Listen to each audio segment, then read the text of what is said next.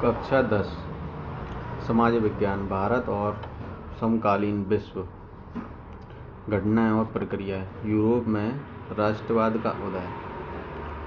अध्याय 1। तो ये रिक्त स्थानों की पूर्ति कीजिए। राष्ट्रसभा द्वारा को फ्रांस में सामंत प्रथा का अंत किया गया। तो कब किया गया? 4 अगस्त 1789 ईस्वी को सामंत प्रथा का क्या कर दिया गया? अंत।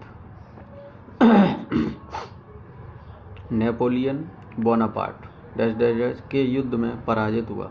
नेपोलियन बोनापार्ट के युद्ध में कौन पराजित हुआ? Waterloo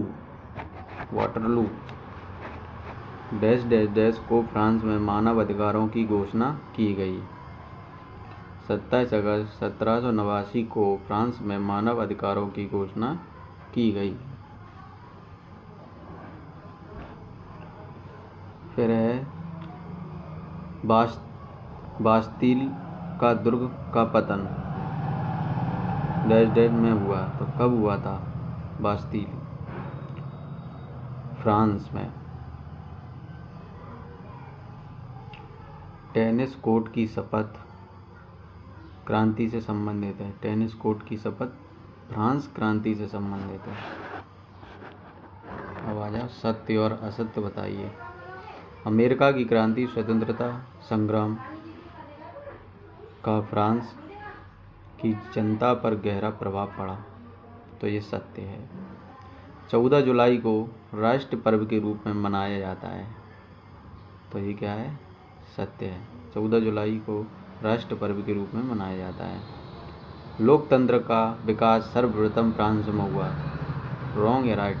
right. रूस फ्रांस का महान दार्शनिक था। क्या था? रूसों फ्रांस का महान दार्शनिक था। सत्य। लुई 16वें को फांसी की सज़ा दी गई। जो लुई 16वें थे उनको क्या फांसी की सज़ा दी गई थी? सही है या गलत? तो ये सही बात है। जो लुई 16वें थे उनको फांसी की सज़ा सुनाई गई थी। सही जोड़ी बनाइए। 20 जून 1789 ईस्वी। तो पहले का है डी। ठीक है।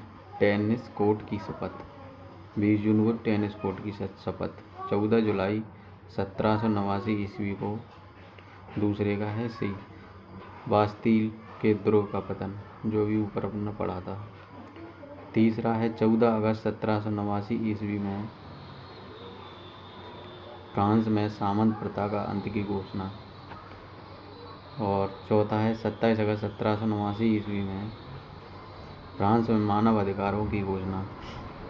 कोई भी चैप्टर हम पढ़ते हैं या साइंस वगैरह जो भी है, हिंदी, तो मतलब क्वेश्चन आंसर याद करते तो उसके पहले हमें एक बार चैप्टर को अच्छे से रीड कर लेना चाहिए। उससे है ना काफ़ी हद तक सारे क्वेश्चन आंसर, खाली स्थान, सत्य असत्य जी सारी चीज़ें क्लियर हो जाती हैं। और फिर उसके बाद क्वेश्चन आंसर आप याद करो तो काफ़ी उसमें आसानी होगी। आपको कठिनाई का सामना नहीं करना पड़ेगा। बहुत ही इजी और सरल तरीके से सारी चीज़ें याद हो जाएंगी, क्योंकि हमने चैप्टर पढ़ा है। जैसे जी पार्ट 1 है तो इसका पहले चैप्टर पढ़ लो, यूरोप में राष्ट्रवाद का उदय। फिर देखो सारी चीज़ें कैसे याद होती है। लेकिन अधिकांश बच्चे, सारे नहीं, अधिकांश बच्चे क्या करते हैं, सिर्फ डायरेक्ट याद ही करते हैं। लेकिन हमें क्या करना चाहिए? हमेशा पहले चैप्टर पढ़ना चाहिए। प्रश्न नंबर 4, एक शब्द में उत्तर दीजिए। एक शब्द में तो 1815 में नेपोलियन के पराजय के बाद कहाँ सम्मेलन आयोजित हुआ? वियना में। मेटरनिख किस देश का प्रधानमंत्री था? ऑस्ट्रेलिया का। 1789 क्रांति के समय फ्रांस के राजा कौन थे? 1789 क्रांति के समय फ्रांस के राजा कौन पूछे गए? तो लुई 16वें। जो लुई 16वां फांसी हुई थी उनको। ठीक है, राजा को ही फांसी चढ़ा दी, हो गया। 4, फ्रांस में डायरेक्टरी का शासक कब से प्रारंभ हुआ? 1795 से। फ्रांसीसी शासक लुई फिलिप फ्रांस छोड़कर कब भागा था? तो कब भागा था? 1848 ईस्वी में। अब आ जाते हैं नेक्स्ट।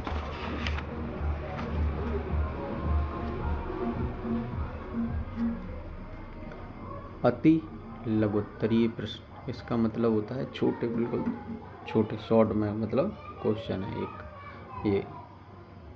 प्रश्न नंबर 1, फ्रांस की क्रांति कब हुई? तो 1789 को। प्रश्न नंबर 2, नेशनलिज्म की शुरुआत कहाँ से हुई? फ्रांस से। ये इतनी अच्छी चीज़ें हैं, इसमें बहुत सारी चीज़ें जो पूछी गई हैं, जो हमें कॉलेज के बाद जब हम किसी चीज़ की आप लोग प्रिपरेशन करोगे, तैयारी करोगे, तो उसमें ये सारी चीज़ें आती हैं। तभी बच्चों से कहा जाता है कि 12th तक अच्छी पढ़ाई कर लो। जो भी आगे के UPSC वगैरह या MPPSC इस टाइप के कोई व्यक्ति एग्ज़ाम देता है, तो सारी चीज़ें इसी प्रकार से आती हैं। तो इसलिए इनको गहन अध्ययन से अच्छे से पढ़ लेना चाहिए। ठीक है। स्टेट जनरल को हटाकर क्या बनाया गया? स्टेट जनरल को हटाकर क्या बनाएगा? National assembly. फ्रांस की भाषा क्या है? फ्रांस की भाषा फ्रेंच। नेपोलियन बोनापार्ट का संबंध किस देश से है? फ्रांस से। फ्रांस की क्रांति का क्या परिणाम हुआ? फ्रांस की क्रांति से राजतंत्र खत्म हुआ, लोकतंत्र स्थापित हुआ।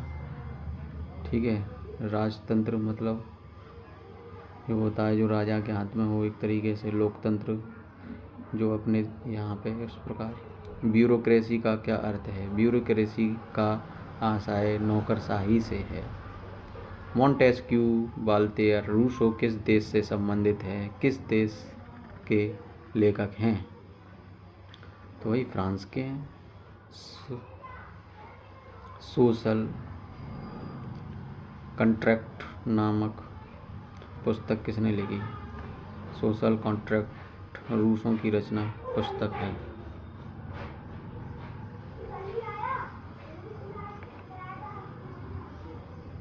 द स्पिरिट ऑफ लॉज नामक ग्रंथ की रचना किसने की? मॉन्टेस्क्यू ने। फ्रांस में बास्तील का पतन किस दिन हुआ? 17 जुलाई 1789 में। प्रश्न नंबर 12, 14 जुलाई 1789 को किस दिवस के रूप में मनाया जाता है? राष्ट्रीय दिवस के रूप में। फ्रांस में किस राजा को मृत्युदंड दिया?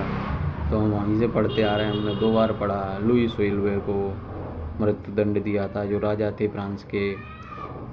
1793 ईस्वी में फांसी की सज़ा दी गई थी। तो ये डेट जरूर याद रख लेना कब दी गई थी। डायरेक्टरी क्या है? अब देखो डायरेक्टरी क्या होता है उसके बारे में पढ़ते हैं। 1795 को नेशनल कन्वेंशन को समाप्त कर फ्रांस का शासन डायरेक्टरी के हाथों में आ गया। शासन के सर्वोच्च अधिकारी 5 सदस्य वाले एक संचालक मंडल डायरेक्टरी के हाथ में आ गया है। फ्रांस का प्रथम कैंसल कौन बना? Napoleon Bonaparte. नेपोलियन का उदय कब हुआ? 1799 में।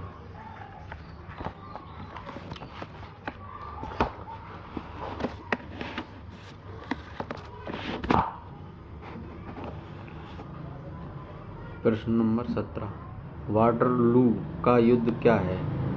1815 में वाटरलू के युद्ध में मित्र राष्ट्रों की सेनाओं ने नेपोलियन को परास्त कर बंदी बना लिया, जहां 1821 में सेंट हेलेना द्वीप में उसकी मृत्यु हो गई। फ्रांस में 1789 के बाद दूसरी सबसे बड़ी क्रांति कब हुई? 1830 में। 1848 की क्रांति के फलस्वरूप किसके शासन का अंत हुआ? 1848 की क्रांति के फलस्वरूप लुई फिलिप्स के अत्याचारी शासन का अंत हुआ। टेनिस कोर्स की शपथ का संबंध किससे है? फ्रांस की क्रांति। लुई 16वां कहाँ का शासक था? फ्रांस का। बास्तील के दुर्ग का पतन कब हुआ? 14 जुलाई। वियना कांग्रेस क्या है?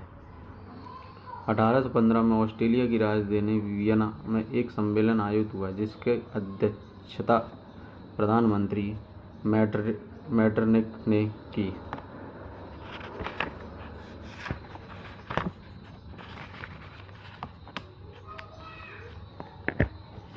इसके आगे के क्वेश्चन नेक्स्ट वीडियो में डाल देंगे।